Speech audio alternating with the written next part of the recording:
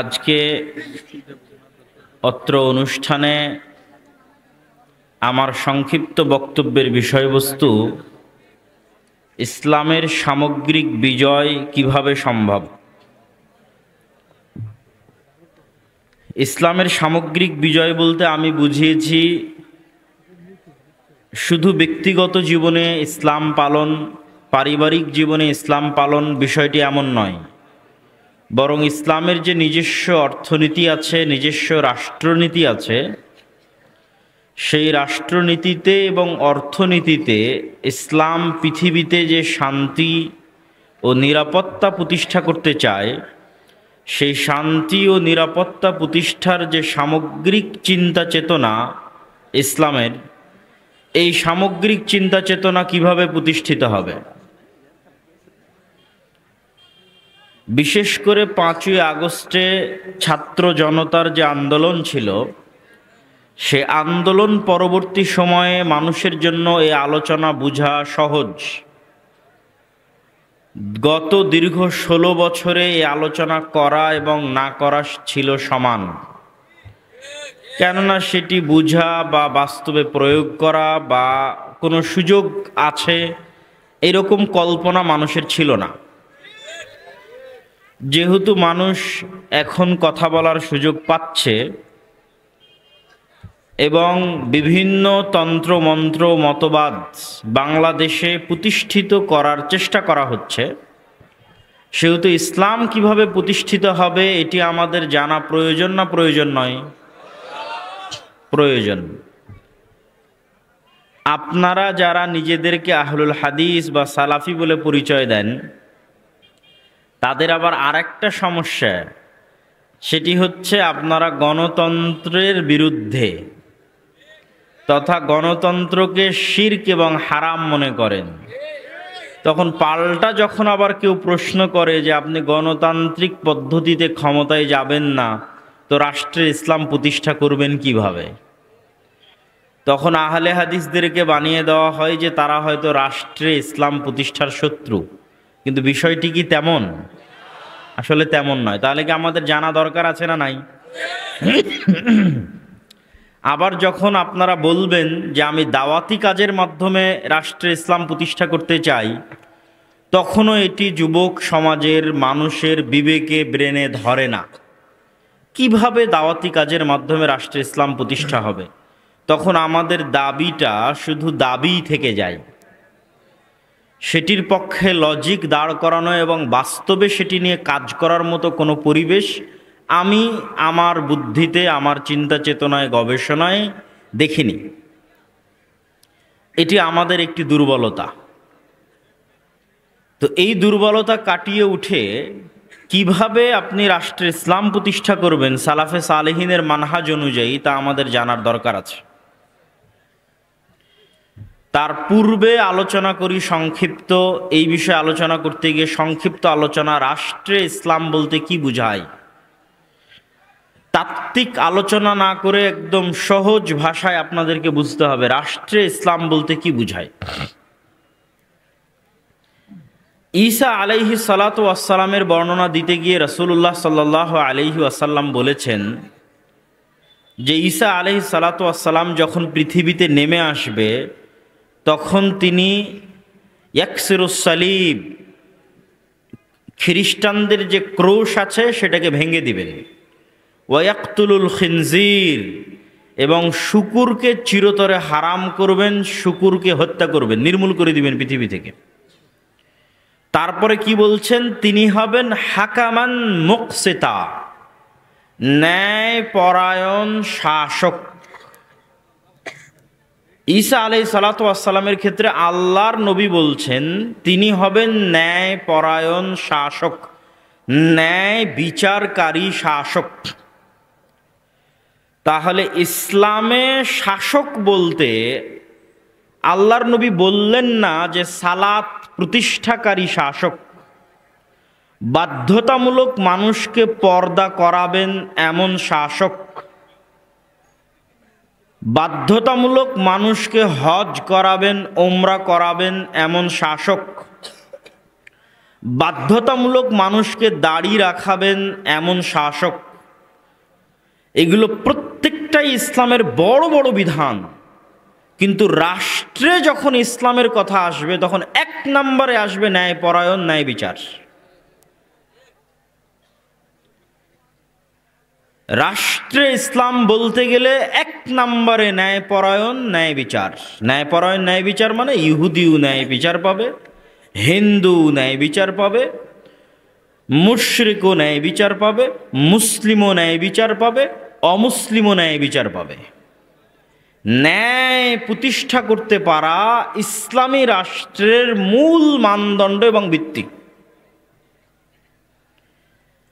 আর এখান থেকেই আপনি বুঝে নেবেন যে আমাদের দ্বারা কেন রাষ্ট্রে ইসলাম প্রতিষ্ঠা সম্ভব নয়, কেন বাংলাদেশের মুসলমানদের দিয়ে রাষ্ট্রে ইসলাম প্রতিষ্ঠা সম্ভব নয়। তার এই একটা কারণই যথেষ্ট।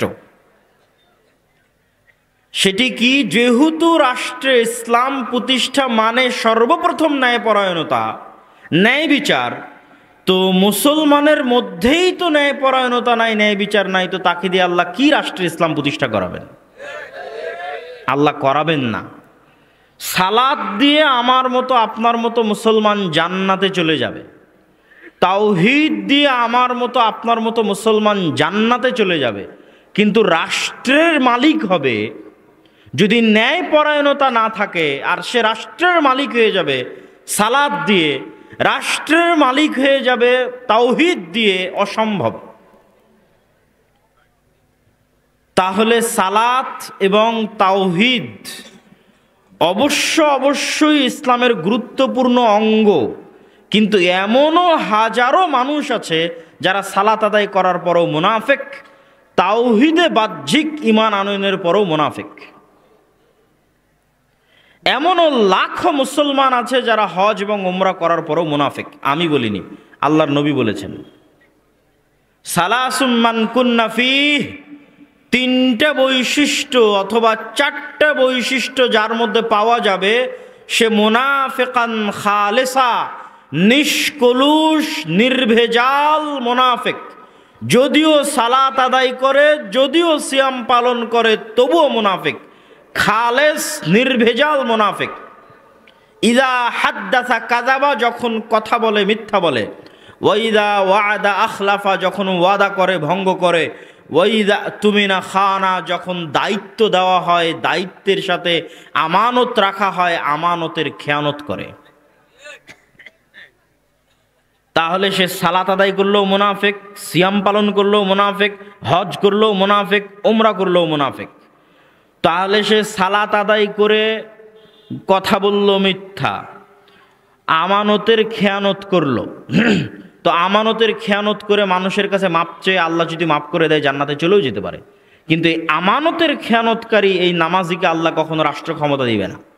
কেননা ও কি প্রতিষ্ঠা করতে পারবে না? কথা বলেন না কেন? কি প্রতিষ্ঠা করতে পারবে না? ন্যায় বিচার প্রতিষ্ঠা করতে পারবে না। ফলত প্রথম চান্সেই রাষ্ট্র ক্ষমতার মালিক হওয়ার অযোগ্য বলে বিবেচিত হয়েছে কার নিকটে? আল্লাহর নিকটে। তাহলে আমরা মুসলমানেরা রাষ্ট্র ক্ষমতায় যেতে পারছি না কেন? আমাদের মধ্যে রাষ্ট্র ক্ষমতার মালিক হওয়ার ন্যূনতম বৈশিষ্ট্যটুকু নাই। ন্যূনতম বৈশিষ্ট্য যে নাই তা মাপবেন কি দিয়ে? আপনি আপনার বাবা মারা যাওয়ার পর আপনি আপনার বোনকে পিতার সম্পত্তিতে ন্যায় পরায়ণতার সাথে বন্টন করেননি, হয় ভাগই দেননি, যদি ভাগ দিয়েছেন তবুও ন্যায় বিচার করেননি। মানে কুমিল্লা শহরের যেটা দামি জমি সেটা আপনি নিয়েছেন, আর কুমিল্লার যেটা সবচেয়ে কম দামি পানিতে ডুবে থাকা জমি সেটা আপনার বোনকে দিয়েছেন। এটা কি ন্যায় বিচার হয়েছে? আপনি কি তাহলে ন্যায়পরায়ণ? আপনি বোনের কাছে মাপ চেয়ে জান্নাতে যেতে পারবেন, কিন্তু আল্লাহ আপনাকে রাষ্ট্র ক্ষমতা দিবে? আল্লাহ আপনাকে রাষ্ট্র ক্ষমতা দিবে না। কেননা রাষ্ট্র ক্ষমতার যোগ্য হওয়ার প্রথম শর্তে মাইনাস হয়ে গেছে। তো আজ মুসলমানেরা গোলাম কেন? আজ মুসলমানেরা গোলাম এই জন্য, মুসলমানদের মধ্যে ন্যূনতম আত্মমর্যাদাবোধ, অভ্যন্তরীণ সেলফ রেসপেক্ট নাই। কেননা যে মিথ্যা বলে তার আত্মসম্মান থাকতে পারে না, যে ওয়াদা দিয়ে ভঙ্গ করে তার আত্মসম্মান থাকতে পারে না, যে দায়িত্বে খেয়ানত করে, আমানতের খেয়ানত করে, তার আত্মসম্মান থাকতে পারে না। এটা আপনার দায়িত্ব ছিল, পিতার পরে আপনি দায়িত্বশীল, এটা আপনার দায়িত্ব। এমনকি আমরা যদি নিজেদের প্রশ্ন করি যে আমরা আমাদের স্ত্রীদের প্রতি ন্যায়পরায়ণ কিনা, শতজন ফেল করবে যে তারা তাদের স্ত্রীদের প্রতি ন্যায়পরায়ণ নয়। আর রাসূলুল্লাহ সাল্লাল্লাহু আলাইহি ওয়াসাল্লাম সম্পর্কে তার স্ত্রীদেরকে জিজ্ঞেস করা হোক তিনি ন্যায় বিচারক ছিলেন কিনা তার স্ত্রীদের মধ্যে। আমরা তো আমাদের স্ত্রীর হক পর্যন্ত ন্যায় বিচারের সাথে দিতে পারিনি, কিভাবে রাষ্ট্রের মালিক হব? পরিবারের দায়িত্ব পেয়ে ন্যায় বিচার করতে পারেনি, রাষ্ট্রের দায়িত্ব নিয়ে কেমনে ন্যায় বিচার করব? আর একই অবস্থা যে সারা পৃথিবীর মুসলমানদের, তার সবচেয়ে বড় উদাহরণ কি? গত 16 বছর এমন কোন ওসি, ডিসি, এসপি, মন্ত্রী, সাব রেজিস্ট্রার, এসিল্যান্ড ছিল না যে ওসি, ডিসি, এসপি, মন্ত্রী, এসিল্যান্ড, সাব রেজিস্ট্রার হাজি নয়, ওমরাকারী নয়, নামাজি নয়, তাহাজ্জুদ গুজার খুনি এমপি ছিল? ছিল না? ছিল। তারপরে কি ছিল? প্রশ্ন ফাঁসের টাকা আল্লাহর রাস্তায় দান করেছে। এইরকম দায়িত্বশীল ছিল না? ছিল না? ছিল। তাহলে আমরা আলেম ওলামা মানুষকে বুঝাতে পারিনি যে ইসলাম কি। সে মনে করেছে সে প্রশ্ন ফাঁসের টাকা আল্লাহর রাস্তায় দান করে দিবে, তার মাফ হয়ে যাবে। নাউজুবিল্লাহি মিন যালিক। অথচ সে ওই যে দায়িত্বে ছিল, ওই দায়িত্বের সাথে খেয়ানত করেছে। তার দায়িত্ব ছিল এটির আমানতকে রক্ষা করা, খেয়ানত করেছে। ওসিল্যান্ড, এসপি, এসি, মন্ত্রী সব নিজ নিজ দায়িত্বের সাথে খেয়ানত করতেছে, 24 ঘন্টা খেয়ানত করতেছে। তাহলে তারা প্রশ্ন হবে, তাহলে তারা কেন সালাত আদায় করে, কেন তাহাজ্জুদের সালাত আদায় করে, কেন আল্লাহর রাস্তায় দান করে? তারা এই প্রত্যেক সালাত দিয়ে, প্রত্যেকটা আল্লাহর রাস্তায় দান দিয়ে তাদের মুনাফিকিকে ঢাকতে চায়। তারা মুনাফিক, খাঁটি মুনাফিক। কিন্তু মুনাফিকিকে ঢাকবে কি দিয়ে? মুনাফিকি ঢাকতে হজ করতে গেছে। কেন? ও তো মিথ্যুক, ও তো মানুষের সম্পদ অন্যায়ভাবে মেরে খায়, ও তো মিথ্যা কথা বলে, ও তো নিজ দায়িত্বের সাথে 24 ঘন্টা খেয়ানত করে। একজন ওসি ল্যান্ড, একজন ওসি, ডিসি, এসপি, মন্ত্রী, মিনিস্টার 24 ঘন্টা তার দায়িত্বের সাথে খেয়ানত করতেছে। তাহলে নামাজ পড়ে কেন? ও নামাজ পড়ে, ও যে মুনাফিক, এই মুনাফিকি ঢাকতে। আমল দিয়ে মুনাফিকি ঢাকতে চায়। সম্মানিত উপস্থিতি, এই সমস্ত মুনাফিক মুসলিমদের আল্লাহ সুবহানাহু ওয়া তাআলা কখনো দেশ, জাতি, রাষ্ট্রের দায়িত্ব দিবেন না। শুধু কি স্বাভাবিক সাধারণ মুসলমান, আলেম ওলামাদের মধ্যেও সবচেয়ে বড় কমতি আছে, আমাদের মধ্যেও সবচেয়ে বড় কমতি আছে ন্যায়পরায়ণতায়।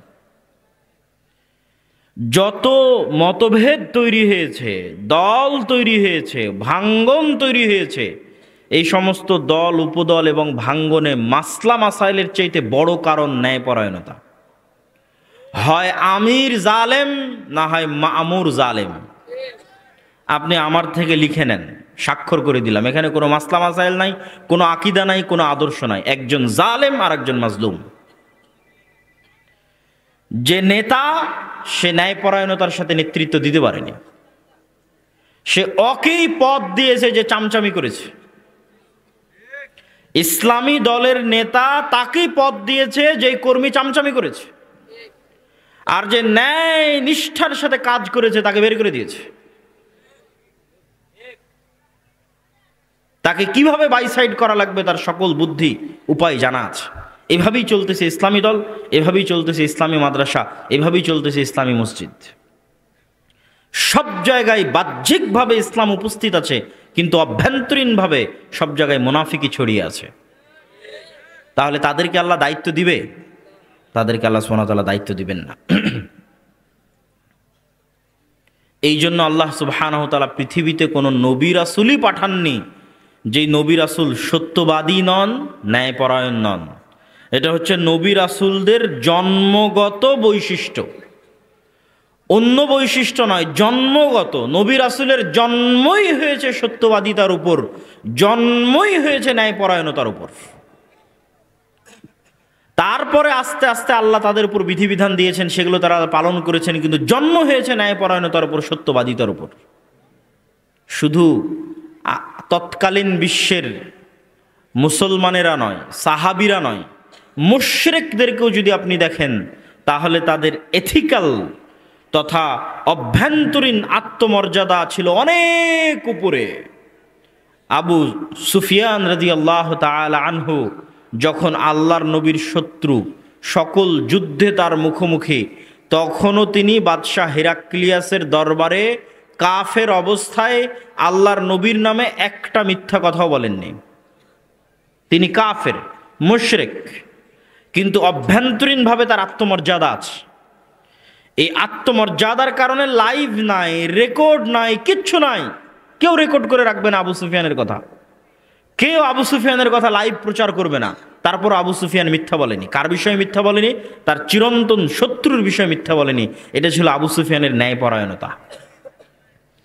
এই জন্য তৎকালীন মক্কার মুশরিকরা যখন মুসলমান হয়ে গেছে, খালিদ বিন ওয়ালিদ যখন মুসলমান হয়ে গেছে, আমর ইবনুল আস যখন মুসলমান হয়ে গেছে, ওমর ইবনুল খাত্তাব যখন মুসলমান হয়ে গেছে, আবু সুফিয়ান যখন মুসলমান হয়ে গেছে, তো এরা তো এমনি বীর পুরুষ, এরা তো এমনি সত্যবাদী, ন্যায়পরায়ণ, তার উপরে আবার তাওহীদের বিশ্বাস, ইসলামের বিশ্বাস, তো পৃথিবীতে এদেরকে থামাতে পারে এরকম কোনো শক্তি আছে? এরকম কোনো শক্তি নাই। মুহাম্মদ সাল্লাল্লাহু আলাইহি ওয়াসাল্লাম সালাত আদায় করেছে, ওমর ইবনুল খাত্তাব সালাত আদায় করেছে, আবু বকর রাদিয়াল্লাহু তাআলা আনহু সালাত আদায় করেছে, যখন তারা অভ্যন্তরীণভাবে শতভাগ ফ্রেশ, অভ্যন্তরীণভাবে ওমর ইবনুল খাত্তাব যখন শতভাগ ন্যায়পরায়ণ, শতভাগ আত্মমর্যাদা সম্পন্ন, শতভাগ ন্যায় বিচারক, তখন ওমর সালাত আদায় করছে, তখন ওমর সিয়াম পালন করছে, তখন ওমর হজ করছে, তখন ওমর উমরা করছে। এই সালাতের যে পাওয়ার, এই রকম সত্যবাদী ন্যায়পরায়ণ শাসক ওমরের সালাতের যে পাওয়ার, এটা আপনি কল্পনা করতে পারবেন না। এই জন্য হাজার হাজার কিলোমিটার দূর থেকে ওমরের হাইবাতে মানুষ ভয় পাবে। কিন্তু আমি আপনি তো সালাতে দাঁড়াচ্ছি শতভাগ কলুষিত হৃদয় নিয়ে। কেন কলুষিত হৃদয়? 24 ঘন্টা মিথ্যার মধ্যে, 24 ঘন্টা মানুষের সাথে অন্যায়ের মধ্যে, 24 ঘন্টা গীবতের মধ্যে, 24 ঘন্টা অপবাদের মধ্যে, 24 ঘন্টা নিজ নিজ দায়িত্বের খেয়ানতের মধ্যে। এই সালাতের কি দাম, এই সিয়ামের কি দাম, এই উমরা এই হজের কি দাম? এই উমরা, এই সিয়াম, এই হজ আপনাকে গোলামি থেকে মুক্তি দিবে না। প্রশ্ন আসতে পারে যে কেন বাংলাদেশের, পাক ভারতের মুসলমানদের এই অবস্থা?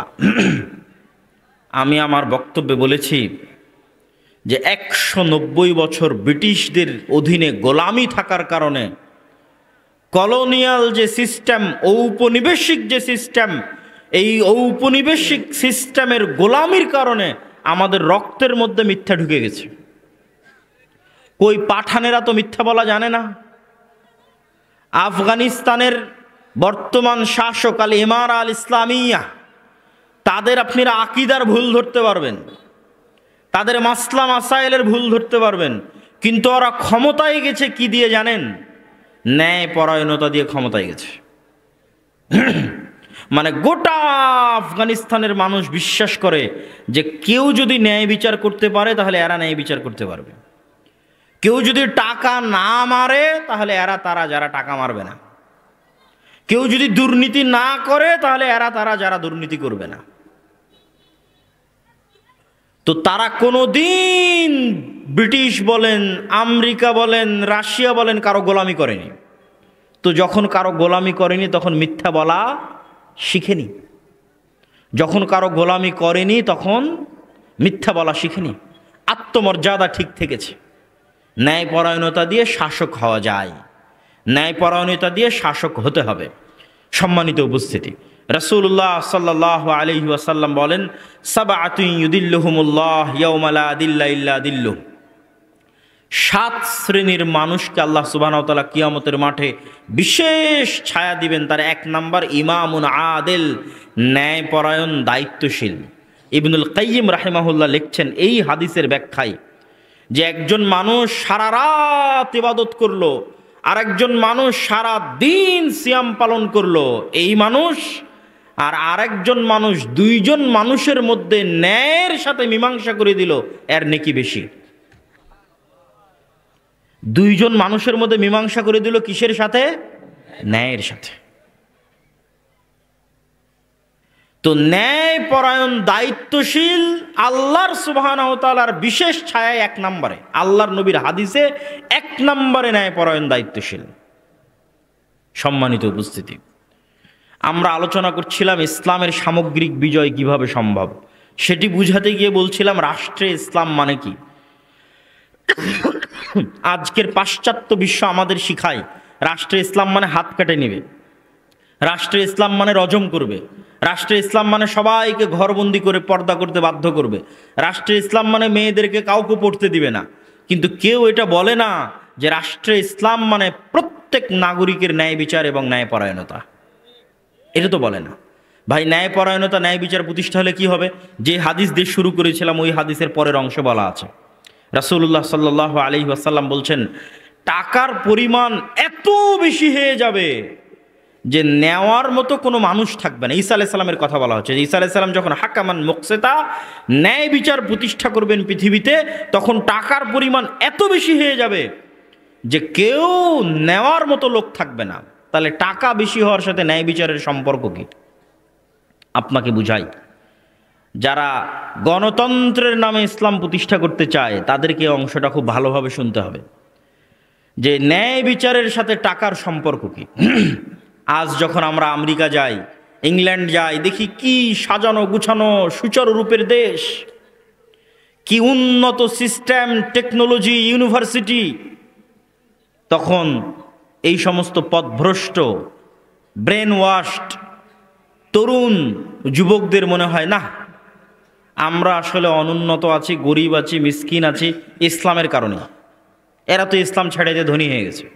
বলেন নাউজুবিল্লাহ। বক্তব্য কিভাবে মিলাবো একটু মনোযোগ দিয়ে শুনবেন। যখন প্রথম একজন মুসলিম যুবক আমেরিকায় যাবে, ইংল্যান্ডে যাবে, বলবে এরা তো অনেক উন্নত, এখানে তো কোনো মিথ্যা নাই, এখানে তো কোনো সব কিছু সুন্দর সিস্টেমে চলছে, আমাদের দেশের এই এই এই এই কথাও ঠিক। কিন্তু কারণ কি বের করলো? কারণ বের করলো আসলে আমরা বেশি ইসলাম নিয়ে কড়াকড়ি করতে চাই, বেশি ইসলাম মানতে চাই, এই জন্য আসলে আমাদের দেশে এভাবে হবে না, আমাদেরকে মডারেট হতে হবে। আমরা যদি এখন আমেরিকা এবং ইউরোপের মতো মডারেট হই তাহলে আমরা উন্নত হব। আমি আপনাকে বলি, অঙ্কের হিসাব শুরু থেকে শুরু করেন। আমেরিকা এবং ইউরোপে কোটি কোটি টাকা, আর আমার বাংলাদেশে মানুষ খাবার পাচ্ছে না কেন? ভাই 190 বছর যাবৎ এখান থেকে চুরি করে নিয়ে গেছে, এই জন্য। বুঝেননি মনে হয়? শুধু এখান থেকে নয়, সারা পৃথিবী থেকে চুরি করে নিয়ে গেছে। আল্লাহর নবী কি বললেন? ন্যায় বিচার প্রতিষ্ঠা হলে টাকার অভাব হবে না। তো আমি গরিব কেন? পৃথিবীতে অন্যায় হচ্ছে এই জন্য আমি গরিব। আমার টাকা আর একজন মেরে নিয়েছে এই জন্য গরিব। ব্রিটিশরা যখন পাক ভারতে প্রবেশ করে তখন সারা পৃথিবীর জিডিপির 30% ছিল, সারা পৃথিবীর জিডিপির 30% ছিল বাদশাহ আলমগীরের ভারত। আর ব্রিটিশরা যখন 1947-এ ভারত ত্যাগ করে তখন সারা পৃথিবীর জিডিপির 3% ছিল ভারত। তাহলে যে 27%-এর অধঃপতন, এই 27%-এর অধঃপতন এখান থেকে চুরি হয়ে গেছে। ওই অন্যায়ের কারণে আমি আপনি গরিব। আমার আপনার কাছে ইসলাম আছে এই জন্য গরিব, এটা মিথ্যা কথা। আমরা মাজলুম এই কারণে গরিব। সুদ, জুলম। এই যে গত 16 বছর কত হাজার কোটি টাকা যেন পাচার হয়েছে, সম্ভবত 80,000 কোটি টাকা পাচার হয়েছে। তো 80,000 কোটি টাকা কি আমার আপনার নয়? আমার আপনার। তাহলে ওই 80,000 কোটি টাকা পাচার হওয়ার কারণে তো আমি আপনি গরিব। এরকম প্রত্যেক সেক্টরে যে ন্যূন থেকে ন্যূনতম দুর্নীতি হচ্ছে, ওই প্রত্যেকটা দুর্নীতির কারণে আমি আপনি গরিব হচ্ছি। যেখানে ঘুষের লেনদেন হচ্ছে 500 টাকা, ওই 500 টাকার কারণে সারা বাংলাদেশের মানুষ 500 টাকার গরিব হচ্ছে। যেখানে সুদের লেনদেন হচ্ছে কোটি টাকা, ওই কোটি টাকার কারণে সারা বাংলাদেশের মানুষ ওই কোটি টাকার গরিব হচ্ছে। যখন এই লেনদেনটা হবে শতভাগ ন্যায় বিচারের সাথে, সারা পৃথিবীতে, সারা দেশে শতভাগ ইনসাফের সাথে, তখন কেউ গরিব থাকবে? থাকবে না। তাহলে গরিব থাকার কারণ আর আমেরিকা আর ইউরোপের উন্নত হওয়ার কারণ ইসলাম না জুলম? জুলম, অন্যায়, অবিচার। সম্মানিত উপস্থিতি, তাহলে তারা আজ উন্নত, তাই তাদের দেখে তাদের কপি করে মডারেট পদ্ধতিতে গণতন্ত্রের মাধ্যমে ইসলাম প্রতিষ্ঠা করতে হবে। এটা কি ঠিক? আপনাকে বলি, আপনি আরো পড়েন, আরো পড়েন, আরো পড়েন, পড়ার পর গিয়ে লাস্ট সারমর্ম দেখবেন, রাষ্ট্রে যেন ইসলাম প্রতিষ্ঠা হতে না পারে এই জন্যই গণতন্ত্র। আমি মনে হয় বুঝাতে পারলাম না। আমি যদি বুঝাতে না পারি এটা আমার ব্যর্থতা। রাষ্ট্রে যেন ইসলাম পরিপূর্ণভাবে শতভাগ ইসলাম রাষ্ট্রে প্রতিষ্ঠা হতে না পারে এই জন্য গণতন্ত্র। রাষ্ট্রে ইসলাম প্রতিষ্ঠা করার জন্য গণতন্ত্র এটা না। আর আমরা রাষ্ট্রে ইসলাম চাই না এই জন্য গণতন্ত্র অস্বীকার করছি এটাও নয়। আমরা গণতন্ত্র অস্বীকার করছি কেন? রাষ্ট্রে যেন শতভাগ পূর্ণাঙ্গ ইসলাম প্রতিষ্ঠা না হয় তার জন্য তৈরি করা হয়েছে কাকে? গণতন্ত্রকে তৈরি করা হয়েছে, সমাজতন্ত্রকে তৈরি করা হয়েছে, ধর্মনিরপেক্ষ মতবাদকে তৈরি করা হয়েছে। এই প্রত্যেকটা মতবাদকে পৃথিবীতে প্রতিষ্ঠা করা হয়েছে যেন রাষ্ট্রে ইসলাম প্রতিষ্ঠিত না হয়। আর এই প্রত্যেকটা মতবাদের মধ্যে দিয়ে যখন আপনি রাষ্ট্রে ইসলাম প্রতিষ্ঠা করতে যাবেন, গত 100 বছরে হয়নি, এই বক্তব্য যদি থাকে তো আগামী 500 বছর পর্যন্ত পরবর্তী প্রজন্ম দেখবে গণতন্ত্র দিয়ে, সমাজতন্ত্র দিয়ে, ধর্মনিরপেক্ষ মতবাদ দিয়ে শতভাগ ইসলাম, পূর্ণাঙ্গ ইসলাম রাষ্ট্রে প্রতিষ্ঠা করা অসম্ভব, সম্ভব নয়, কখনোই হবে না, কোনো দিন হবে না, কোনো কালে হবে না। হলে কি হবে? অপূর্ণাঙ্গ ইসলাম প্রতিষ্ঠা হবে, কম্প্রোমাইজড ইসলাম প্রতিষ্ঠা হবে। যে ইসলাম আমি এবং আপনি কম্প্রোমাইজ করেছি, চলো এটা ছাড় দিলাম, চলো এটা ছাড় দিলাম, ঠিক আছে চলো শহীদ মিনারে ফুল দিয়ে আসি, সেই ইসলাম প্রতিষ্ঠা হবে। ঠিক আছে চলো জাতীয় স্মৃতিসৌধে ফুল দিয়ে আসি, সেই ইসলাম প্রতিষ্ঠা হবে। সেই ইসলাম বিকৃত ইসলাম। আপনি গণতন্ত্র দিয়ে, সমাজতন্ত্র দিয়ে, ধর্মনিরপেক্ষ মতবাদ দিয়ে পূর্ণাঙ্গ ইসলাম রাষ্ট্রে প্রতিষ্ঠা করতে পারবেন না। তাহলে প্রতিষ্ঠা হবে কি দিয়ে? তার 1 নম্বরে বলেছি, আমাদের ব্যক্তিগত, সামাজিক, পারিবারিক জীবনে একটা সংশোধন লাগবে, তার নাম ন্যায়পরায়ণতা। 2 নম্বর দাওয়াতি কাজ। কেন দাওয়াতি কাজের কথা আমরা বারবার বলি? এখন যদি আল্লাহ নবী পাঠায়, সেই নবীর কাজ কি হবে বলেন? কেন বললাম এই কথা আপনাকে আমি প্রশ্ন করি। মুসা আলাইহিস সালাতু ওয়াস সালাম যখন ফেরাউনের কাছে গেলেন, এত বড় মোজেজার লাঠি দিয়ে ডাইরেক্ট ফেরাউনকে হত্যা করে দিলেই তো হয়। আল্লাহ মুসা আলাইহিস সালামকে বললেই তো পারে, তোমাকে লাঠি দিলাম, যাও ফেরাউনকে হত্যা করো, রাষ্ট্র ক্ষমতা দখল করো, ইসলাম প্রতিষ্ঠা করো। তা না করে এত বড় কাফের শাসকের কাছেও মুসা আলাইহিস সালামের এত ক্ষমতা থাকার পরও বলা হচ্ছে দাওয়াত দাও। তাও কত দিন দাওয়াত দিল, কত বছর দাওয়াত দিল। আল্লাহ সুবহানাহু ওয়া তাআলা হুমজিক্যালি ডাইরেক্ট কোনো কিছু প্রতিষ্ঠা করতে চান না। আল্লাহ সুবহানাহু ওয়া তাআলা স্লোলি, লাতিফ, ধীর স্থিরভাবে ওই পরীক্ষার মধ্যে দিয়ে, ওই সমস্ত কষ্টের মধ্যে দিয়ে, ওই সমস্ত দুঃখ, জুলম, অত্যাচারের মধ্যে দিয়ে ইসলাম প্রতিষ্ঠা হবে। যেই জুলম, যেই অত্যাচার, যেই দুঃখ, যেই কষ্ট মুসা আলাইহিস সালাম ভোগ করেছে, যেই দুঃখ, যেই অত্যাচার, যেই কষ্ট ইব্রাহিম আলাইহিস সালাম ভোগ করেছে, যেই দুঃখ, যেই অত্যাচার, যেই কষ্ট নূহ আলাইহিস সালাম ভোগ করেছে, যেই দুঃখ, যেই কষ্ট, যেই অত্যাচার মুহাম্মদ সাল্লাল্লাহু আলাইহি ওয়াসাল্লাম ভোগ করেছে। ইব্রাহিম আলাইহিস সালামকে দিয়ে পারলে, চাইলেই আল্লাহ সুবহানাহু ওয়া তাআলা যদি আগুনের মধ্যে থেকে ইব্রাহিমকে বাঁচাতে পারে যে আল্লাহ, তো সেই আগুনে আল্লাহ নমরুদকে পুড়িয়ে দিতে পারে না? দাওয়াত দেওয়ার কি দরকার? সম্মানিত উপস্থিতি, তো হলে দাওয়াত দিবে। কিন্তু নবীদের দাওয়াত আর আমাদের দাওয়াতের মধ্যে আসমান জমিন পার্থক্য আছে। এই জায়গাগুলোতেই আমাদেরকে ভুল ত্রুটি খুঁজে বের করতে হবে। নবীদের দাওয়াত আর আমাদের দাওয়াতের মধ্যে কি কি পার্থক্য? নবীরা সব সময় ক্ষমতার কেন্দ্রবিন্দুতে আঘাত করেছে, দাওয়াত দিয়েছে ক্ষমতার কেন্দ্রবিন্দুতে। আল্লাহর নবীও যখন দাওয়াত দেওয়া শুরু করেছে, মক্কার কুরাইশদের টপ লেভেলের সর্দারেরা উপস্থিত হয়েছে, সেখানে দাওয়াতের ঘোষণা হয়েছে। মুসা আলাইহিস সালাতু ওয়াস সালাম একদম ডাইরেক্ট, আল্লাহ বলেছে ডাইরেক্ট ফেরাউনের কাছে, কোথাও নয়, এদিক ওদিক থামার দরকার নেই, সোজা ফেরাউনের কাছে। ইব্রাহিম আলাইহিস সালাতু ওয়াস সালাম সোজা রাষ্ট্র ক্ষমতার কেন্দ্রবিন্দুতে। আর আমরা আলেম ওলামা রাষ্ট্রের কাছে গেছি নিজের স্বার্থ হাসিল করতে, দাওয়াত দিতে নয়। গত 16 বছর কি হানাফি কি আহলে হাদিস সকল আলেম ওলামা এমপি, মন্ত্রী, মিনিস্টার, ওসি, ডিসি, এসপির কাছে গেছে নিজের স্বার্থ হাসিল করতে। ভাই আমার এই কাজটা করা লাগবে, একটু করে দিন। ভাই আমার এত বড় সংগঠন আছে, এত বড় দল আছে, আমার এটা করার দরকার, একটু করে দিন। রাষ্ট্রের কেন্দ্রবিন্দুতে নির্ভেজাল ইসলাম নিয়ে, নিষ্কলুষ ইসলাম নিয়ে, নিঃস্বার্থ ইসলাম নিয়ে আঘাত করবে, এরকম মায়ের সন্তানের জন্মই হয়নি। নিঃস্বার্থভাবে আঘাত করবে রাষ্ট্রের কেন্দ্রবিন্দু, কোনো স্বার্থ নাই, আমার এই কাজটা করে দিতে হবে ভাই, এটা একটু দেখে এগুলো না। ডাইরেক্ট আপনি যেটা করছেন সেটা ভুল করছেন, অন্যায় করছেন, ফিরে আসতে হবে। আপনি মুসলিম, আপনাকে সংশোধন হতে হবে। এরকম নিঃস্বার্থ দাওয়াত কেউ নিয়ে যায়নি। নবীরা নিঃস্বার্থ দাওয়াত নিয়ে যেতেন, রাষ্ট্রের কেন্দ্রবিন্দুতে নিয়ে যেতেন।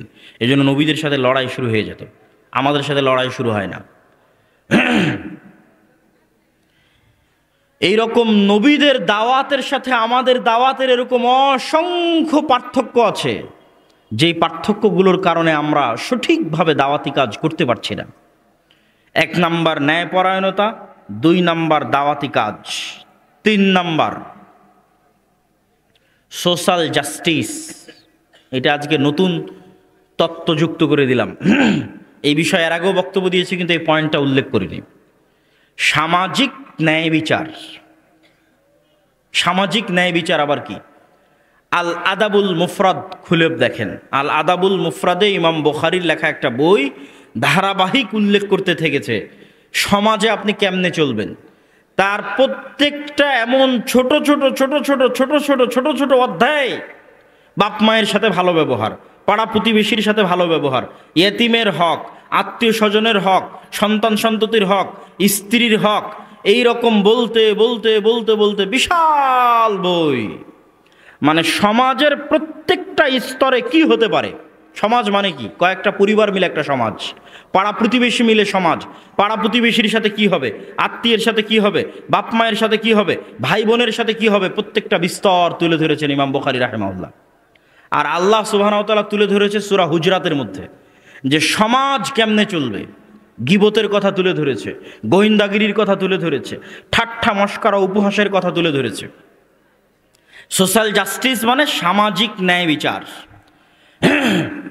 ব্রিটিশরা যখন, এই তত্ত্বটা কেন দিচ্ছি এটা একটু বুঝতে হবে।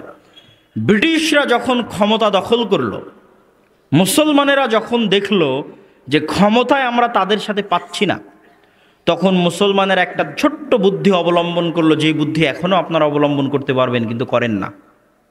তিতুমির এটাই করেছে, হাজী শরীয়তুল্লাহ এটাই করেছে, সৈয়দ আহমদ বেরলভী এটাই করেছে, শাহ ইসমাইল শহীদ এটাই করেছে। সেটা কি?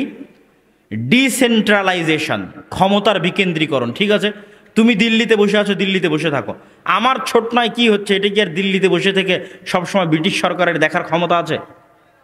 আমার প্রশ্ন কি বুঝতে পারছেন? আমার দেবিদ্বার, বড়িচং, কোরপাই, ছোটনা এই অঞ্চলে কি হচ্ছে ওই দিল্লিতে বসে থেকে ব্রিটিশের পুলিশের 24 ঘন্টা তদারকি করার ক্ষমতা নাই। তাহলে আমি অন্তত আমার সমাজে ইসলাম প্রতিষ্ঠা রাখব। আমার কথা কি বুঝতে পারছেন আপনারা? যে আমি অন্তত আমার সমাজে কি প্রতিষ্ঠা রাখব? একটু কথা বলেন, কি প্রতিষ্ঠা রাখব? ইসলাম কিভাবে প্রতিষ্ঠা রাখবেন সেটাও বলে দিচ্ছি। সমাজে কিভাবে আপনি ইসলাম প্রতিষ্ঠা রাখবেন। আল আমরু বিল মারুফ ওয়ান নাহি আনিল মুনকার, সৎ কাজের আদেশ, অসৎ কাজে বাধা, প্রত্যেক নবীর বৈশিষ্ট্য, উম্মতে মুহাম্মাদির বৈশিষ্ট্য। তো আপনার গ্রামে একটা মেয়ের বিবাহ হচ্ছে ডিমান্ড, যৌতুকের সাথে, তো আপনি ইমাম সাহেব কোন লজ্জায় সেই যৌতুকের বিবাহ পড়াচ্ছেন আমাকে উত্তর দেন। আপনারা মুসলমান নাম নিয়ে কোন লজ্জায় সেই যৌতুকের বিবাহে অংশগ্রহণ করছেন উত্তর দেন। আপনি জেনে বুঝে, ইমাম সাহেব জেনে বুঝে, নামাজি মুসলমানেরা জেনে বুঝে, হাজি মুসলমানেরা জেনে বুঝে, ওমরাকারী মুসলমানেরা জেনে বুঝে, দানবীর মুসলমানেরা জেনে বুঝে, হুজুর আলেম মুসলমান জেনে বুঝে সমাজে অন্যায় করছে। তাহলে এই গোলাম থাকবে না, এই জাতি গোলাম থাকবে না, তো কে গোলাম থাকবে? ওই অন্যায়ের প্রতিবাদ করেন। এটা অন্যায় হচ্ছে, প্রতিবাদ করেন। আল আমরু বিল মারুফ ওয়ান নাহি আনিল মুনকার, সৎ কাজের আদেশ, অসৎ কাজে বাধা। আপনার সমাজে অন্যায় হতে দিয়েন না। বাংলাদেশের কোনো একটা সমাজ যদি এরকম প্রতিষ্ঠিত হয়ে যায়, বাংলাদেশের কোনো একটা দল যদি এরকম প্রতিষ্ঠিত হয়ে যায়, কোনো একটা মাদ্রাসা যদি এরকম প্রতিষ্ঠিত হয়ে যায় যেখানে শতভাগ ন্যায় বিচার আছে, ওখান থেকে ইসলামের উত্থান হবে। ওখান থেকে কিসের উত্থান হবে? ইসলামের উত্থান হবে। সম্মানিত উপস্থিতি, সোশ্যাল জাস্টিস, সামাজিক ন্যায় বিচার। গত 16 বছর আওয়ামী লীগের সরকার বা গত 16 বছর যে ফ্যাসিজমের সরকার ছিল, তারা গ্রাম পর্যন্ত, পাড়া পর্যন্ত দলীয়করণ করেছে, করেনি? তথা একদম গ্রাম পাড়ায় যদি কোনো সালিশ হয়, সেটাও ওই দলের নেতার মাধ্যমে, ঘুষের মাধ্যমে সালিশ হতে হবে। কিন্তু যখন এই সরকার বিদায় নিয়েছে, তখন এই জায়গাগুলো শূন্য। গ্রাম পর্যায়ে পাওয়ার শূন্য, পাওয়ার খালি হয়ে গেছে। সেই পাওয়ারটা আপনারা মুসলমানেরা বসে বসে আর এক দলের হাতে দিয়ে দিচ্ছেন। আমি যদি বুঝাতে না পারি, এটা আমার ব্যর্থতা। এখন সারা বাংলাদেশের গ্রাম পর্যায়ে ক্ষমতা শূন্য, কেননা গত 16 বছর যেই ফ্যাসিজম ছিল, সেই ফ্যাসিজম বিদায় নিয়েছে। কিন্তু দুঃখজনক হলেও সত্য যে মুসলমানেরা বসে বসে অন্তত তাদের গ্রাম পর্যায়ের ক্ষমতা আর এক দলের হাতে তুলে দিচ্ছে। যেখানে যান সেখানেই শোনা যাচ্ছে, ভাই আগে তারা এসে চাঁদা নিত, এখন এরা চাঁদা নিচ্ছে। তাহলে তো সামাজিকভাবে অন্যায় অবিচার আপনারা প্রতিষ্ঠা রেখেছেন। এখন কেন একটু বুক চেতিয়ে বলতে পারেন না, না আমার গ্রামে অন্যায় হবে না? এখন তো কেউ নাই, এখন তো আপনার গলা টিপে ধরবে এইরকম কোনো শক্তি নাই। তাহলে কেন আপনি আপনার গ্রাম পর্যায়ে, কেন মসজিদের ইমাম, কেন গ্রামের মাদ্রাসা অন্তত গ্রামের সালিশের দায়িত্বটা নিচ্ছে না? ভাই নেয়নি ব্রিটিশ আমলে? পঞ্চায়েত হয়নি? আলেম ওলামা মসজিদ মাদ্রাসার শিক্ষকেরা সালিশ করেনি? মসজিদের ইমাম সালিশ করেনি? করেছে। ব্রিটিশ আমলে ডিসেন্ট্রালাইজেশন এই কারণেই হয়েছে, বিকেন্দ্রীকরণ এই কারণেই হয়েছে। হাজি শরীয়তুল্লাহরা গ্রাম পর্যায়ে ইসলামী সালিশ প্রতিষ্ঠা করেছে, ইসলামী বিচার প্রতিষ্ঠা করেছে। এই যে ক্ষমতার শূন্যতা, এই ক্ষমতার শূন্যতাই হচ্ছে আপনাদের জন্য সুযোগ। আপনাদের গ্রাম পর্যায়ে সমাজ ব্যবস্থাকে শক্তিশালী করতে হবে, মসজিদ কেন্দ্রিক সমাজকে শক্তিশালী করতে হবে। মসজিদ কেন্দ্রিক সমাজ শক্তিশালী হবে, তার 1 নম্বর ভিত্তি কি? সমাজে অন্যায় হতে দেওয়া যাবে না। তার একটা অন্যায়ের উদাহরণ দিয়েছি, যৌতুক। এরকম আরও কত অন্যায় হয় সমাজে, গ্রামে। একদল যুবক যদি দাঁড়িয়ে যায়, এই পাওয়ার শূন্যতার অবস্থায় একদল 10টা যুবকও যদি দাঁড়িয়ে যায়, আমার গ্রামে অন্যায় হতে দিব না। কিসের উমুক দল তুমুক দলের নেতা? সালিশ হবে ন্যায়ের সাথে, বিচার হবে ন্যায়ের সাথে, বিয়ে শাদী হবে ন্যায়ের সাথে। প্রতিষ্ঠা করেন, রাষ্ট্রে ইসলাম প্রতিষ্ঠা হয়ে যাবে ইনশাআল্লাহ। আরও অনেক পয়েন্ট ছিল যা অন্যান্য বক্তব্যে আলোচনা করেছি। আজকে আপনাদের আমি ধৈর্যচ্যুতি চাচ্ছি না। আমার ছোট ভাই আব্দুর রহিম বিন আব্দুর রাজ্জাক আল আজহারি সে উপস্থিত হয়েছে। আমি চাই যে আপনারা বিশৃঙ্খলা সৃষ্টি না করে তার বক্তব্য পর্যন্ত শুনে অতঃপর বিদায় নেবেন। তার আগে জরুরি কয়েকটি গুরুত্বপূর্ণ কথা। আগামী 13-14 ফেব্রুয়ারি আল জামিয়া সালাফিয়া রূপগঞ্জ নারায়ণগঞ্জে ভারত, পাকিস্তান, সৌদি আরব 3 দেশেরই আলেম ওলামা থাকবে। এক ব্যতিক্রম সালাফি কনফারেন্স অনুষ্ঠিত হচ্ছে। আপনাদেরকে উক্ত সালাফি কনফারেন্সে উপস্থিত হওয়ার উদাত্ত আহ্বান জানাচ্ছি। দ্বিতীয়ত, মাসিক আল ইতিসাম নিয়মিত পড়বেন। সম্পাদকীয়তে যা বলছি তার বেশিরভাগই সম্পাদকীয়তে লেখা আছে। সম্ভবত গত মাসের আগের মাসের সম্পাদকীয় আছে ইসলামের সামগ্রিক বিজয় যেভাবে সম্ভব। মাসিক আল ইতিসাম নেবেন এবং নিয়মিত সম্পাদকীয় পড়ার চেষ্টা করবেন। এই মাসের সম্পাদকীয় আছে দামেস্ক বিজয়, মুসলিম উম্মাহ জেরুজালেম বিজয়ের দ্বার প্রান্তে। কেন দামেস্ক বিজয় জেরুজালেম বিজয়ের দ্বার প্রান্তে? দামেস্ক বিজয় ছাড়া কোনোদিন জেরুজালেম বিজয় হয়নি। খালিদ বিন ওয়ালিদ, আমর ইবনুল আস তারাও যখন জেরুজালেম বিজয় করেছে, দামেস্ক হয়ে যেতে হয়েছে। সালাহুদ্দিন আইয়ুবী যখন জেরুজালেম বিজয় করেছে, দামেস্ক হয়ে যেতে হয়েছে। তো আজ দামেস্ক মুসলমানেরা বিজয় করেছে, মানে এই দামেস্ক সেই দামেস্ক যার সম্পর্কে রাসূল সাল্লাল্লাহু আলাইহি ওয়াসাল্লাম হাদিসে বলেছে যে কিয়ামতের পূর্ব মুহূর্তে ভয়ঙ্কর যে যুদ্ধ হবে, সে ভয়ঙ্কর যুদ্ধে মুসলমানদের হেডকোয়ার্টার হবে দামেস্ক। কোন ভয়ঙ্কর যুদ্ধ? যে ভয়ঙ্কর যুদ্ধে 12টা পতাকার নিচে না 80টি পতাকার নিচে ঐক্যবদ্ধ হবে খ্রিস্টানেরা, যার প্রত্যেকটা পতাকার নিচে 12,000 করে সৈন্য থাকবে। এবং এত ভয়াবহ যুদ্ধ হবে যে একটা বংশে যদি 100 জন মানুষ থাকে, তার 99 জনই মরে যাবে, একজন বেঁচে থাকবে। একটা পাখি যদি আকাশে 1 মাস উড়ে, লাশ শেষ হবে না, এই ভয়ঙ্কর যুদ্ধ হবে। সম্মানিত উপস্থিতি, সেই দিন মুসলমানদের হেডকোয়ার্টার হবে দামেস্ক। দামেস্ক বিজয় হলে জেরুজালেম বিজয় হয়। তো এই বিষয়ে সম্পাদকীয় পাবেন এই মাসের মাসিক আল ইতিসামে। পাশাপাশি আদ-দাওয়া ইলাল্লাহ মসজিদ ভিত্তিক মক্তব, যদিও আমাদের সফরগুলো বেশিরভাগ উত্তরবঙ্গে হয়েছে, কেন আমরা উত্তরবঙ্গটা কভার করতে চেয়েছি আগে, রংপুর এবং রাজশাহী বিভাগ। এই জন্য আপনাদের এদিকে সেভাবে সফরেও আসতে পারিনি, আপনাদের মসজিদের মক্তবগুলো উদ্বোধনও করতে পারিনি। তারপরেও সরাসরি মক্তব প্রশিক্ষণে অংশগ্রহণ করার সুযোগ আছে। অফিসে কল দিয়ে আপনাদের মক্তবের শিক্ষককে পাঠিয়ে দিবেন ট্রেনিংয়ে, যাওয়া আসা থাকা খাওয়া সবই ফ্রি। তারা আসবে এবং আপনার সন্তানদেরকে দিন শিখাবে। আমাদের আরেকটি নতুন বিষয় যুক্ত হয়েছে, আল জামিয়া সালাফিয়ার অধিভুক্ত হওয়ার সুযোগ। আপনারা জানেন যে জামিয়া সালাফিয়া তার নিজস্ব একক প্রচেষ্টায় আল্লাহ সুবহানাহু ওয়া তাআলার দয়ায় মদিনা ইসলামী বিশ্ববিদ্যালয়ের সাথে মুআদালা করতে সক্ষম হয়েছে। বাংলাদেশের কোনো কিছুর সাথে কোনোরূপ লিয়াজু মেনটেন করা ছাড়াই, আলহামদুলিল্লাহ। এই সম্মানটুকু আমরা আল্লাহর কাছে চেয়েছিলাম, যে কারো কাছে যেন মাথা নত করতে না হয়, কারো কাছে মাথা নত করা ছাড়াই সরাসরি জামিয়া সালাফিয়া তার নিজ যোগাযোগে মুআদালা করবে, এটি যেন আল্লাহ তৌফিক দেয়, এটা আল্লাহর কাছে আমরা চেয়েছিলাম, আল্লাহ দিয়েছে, আলহামদুলিল্লাহ। তারপর পরই আমরা ঘোষণা দিয়েছি সারা বাংলাদেশের যে সমস্ত প্রতিষ্ঠান গত 5-6 বছর যাবৎ আমাদের শাখা হওয়ার জন্য এসেছে, ঘুরেছে, আমরা শাখা হওয়ার অনুমতি দেইনি, বলেছি এখন আমরা শাখা করি না, তাদেরকে আমরা সুযোগ দিচ্ছি আল জামিয়া সালাফের অধিভুক্ত হওয়ার। এবং ইতিমধ্যেই ঘোষণার 1 মাসের মধ্যেই 12টি মাদ্রাসা আল জামিয়া সালাফিয়ার অধিভুক্ত হয়েছে, আলহামদুলিল্লাহ। আর এই 12টি মাদ্রাসার শিক্ষকদের ট্রেনিংয়ের ব্যবস্থা আমরা করেছি। এই জানুয়ারির প্রথম সপ্তাহে তাদের ট্রেনিং হচ্ছে জামিয়া সালাফিয়া ডাঙ্গিপাড়া পাবা রাজশাহীতে। জামিয়া সালাফিয়ার অধিভুক্ত হওয়ার ক্ষেত্রেও আমরা দাওয়া ইলাল্লাহর সেই পলিসি মেনটেন করার আমাদের ইচ্ছা আছে। কি সেই পলিসি? আমরা মাদ্রাসাগুলো থেকে কিছু চাই না, আমরা যেন আরও দিতে পারি। বলেন আল্লাহ যেন আমাদের সেই তৌফিক দান করে, আল্লাহুম্মা আমিন। বহু বোর্ড আছে তারা বরং মাদ্রাসা থেকে কিছু চার্জ করে। আমরা যেমন মক্তব এবং মক্তবের শিক্ষকদের থেকে কিছু নেই নিয়ে আরও দিচ্ছি। আমাদের ইচ্ছা বাংলাদেশে যত মাদ্রাসা আছে পবিত্র কোরআন ও সহিহ হাদিসের আলোকে চলছে, এই সমস্ত মাদ্রাসাগুলো থেকে কিছু নেওয়া তো দূরের কথা, আমরা যেন কিছু সহযোগিতা করতে পারি, জ্ঞান দিয়ে সহযোগিতা করতে পারি, ট্রেনিং দিয়ে সহযোগিতা করতে পারি, বই পুস্তক দিয়ে সহযোগিতা করতে পারি, সম্ভব হলে যেন অর্থনৈতিক সহযোগিতাও করতে পারি। আল্লাহ সুবহানাহু ওয়া তাআলা যেন আমাদের সেই তৌফিক দান করে, আল্লাহুম্মা আমিন। সম্মানিত উপস্থিতি, বক্তব্যগুলো বুঝার চেষ্টা করবেন, বিশেষ করে তরুণ ছাত্র যুবক সমাজ, এবং বক্তব্যের উপর আমল করার চেষ্টা করেন।